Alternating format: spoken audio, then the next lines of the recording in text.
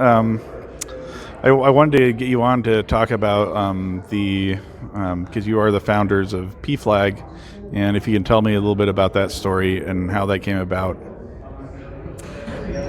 Well, our son came out to us in 1988. I'm sorry, it was 1986. And for a while, I was very, very grieving very much about it. It was in the throes of the AIDS epidemic. I was worried about his health. I was worried about the community and the non-acceptance that we knew existed up here. But 2 years after he came out, there was an incident that happened here at St. Stephen's. A lesbian teacher was coming up to talk with educators about how to have safe schools for their LGBT students. So there was a picketing of 400 people out on the apron in front of St. Stephen's against this woman's coming.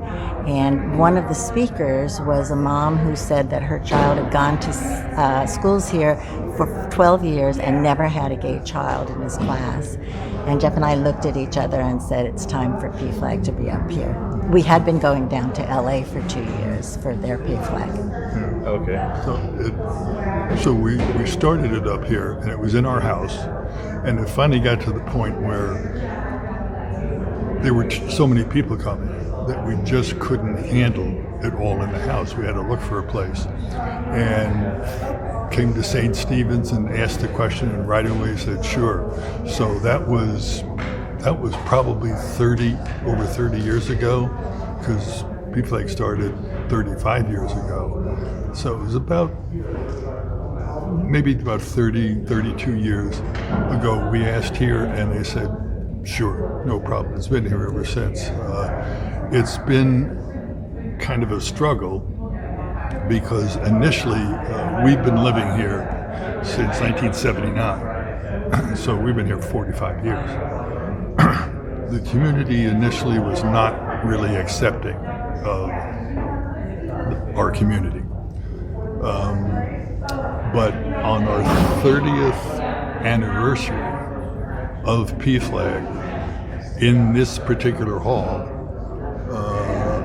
we had the city council with a proclamation, a number of other awards, and it was mind-blowing that what we had experienced initially, and all of a sudden to have the city here, acknowledging it, and now they acknowledge every June is Pride Month, is really quite big. Yeah, it seems like there's a lot of change that's happening. There's still some holdouts there in the community, and there's still a long ways to go. So, what do you think about? So St. Stephen's has been really welcoming, right, to PFLAG over the years, and you guys come here. Yes, we actually transferred to St. Stephen's about 5 years ago. We were members of a Catholic church for all of our lives, and we were practicing Catholics. But unfortunately, the church seemed to be taking steps backward, and we felt we couldn't stay within the church any longer. We did try to talk to priests when they'd say negative comments from the pulpit, and they would listen, but it didn't have any real lasting impact. So we wanted to come to some place that we knew our child would be welcomed if he chose to come. Because Jeff actually went to the backs of many churches to read the literature to find something that would say he was accepted, and he said he could find nothing. And that's what really kind of turned him off. And it was sad to hear that an individual have to look around through all the literature on a church that supposedly is welcoming, everybody that comes in, as long as you follow these rules and do this and that. He couldn't find anything that would be accepting to him, and that's what took him away from the church. Yeah. So, when you look at this Pride Month, do you think it's been a very successful Pride Month? That, I know there's a lot of events with PFLAG.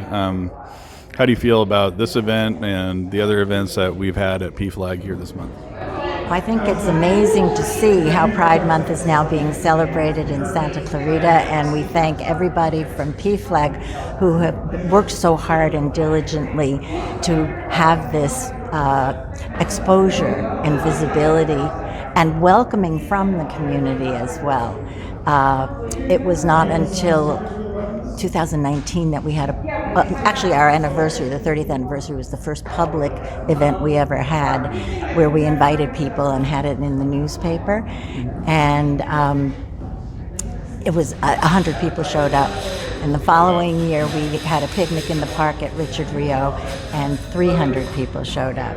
So now the multiple activities which have been brought on by the new leadership have been phenomenal. And to really experience it, you should be in the crowd when PFLAG comes by during the 4th of July parade. And all the people stand up and cheer, etc. It's amazing to hear. Oh yeah, and the people with the pride flags. The community is very accepting. So thank you for. Excited that has happened. Yeah, thank you for your time. I appreciate it. Thank you so much.